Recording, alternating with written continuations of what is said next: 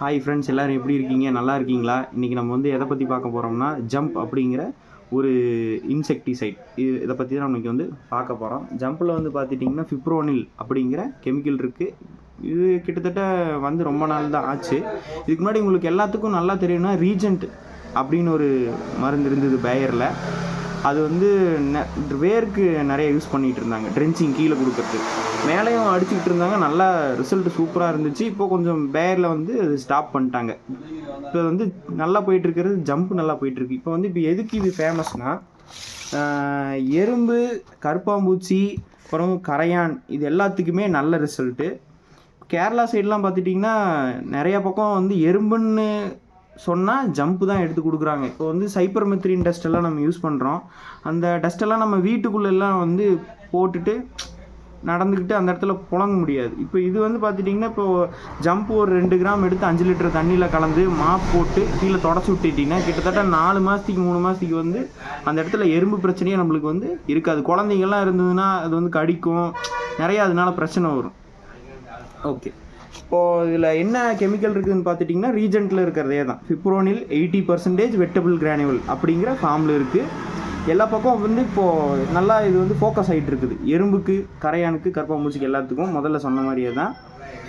அப்புறம் இப்போ புதுசாக அந்த அட்மையர் வந்து ஆக்சுவலாக ரொம்ப நாள் ஆச்சு. அதுவும் பேயரோட ப்ராடக்ட்டு தான். அட்மையர் வந்து நம்ம இப்போது எதுக்கு வந்து இப்போ கொஞ்சம் ஃபேமஸ் ஆகிட்டு வருதுன்னா, கடைகளில் நிறையா பேக்கரிஸ்லாம் வருது.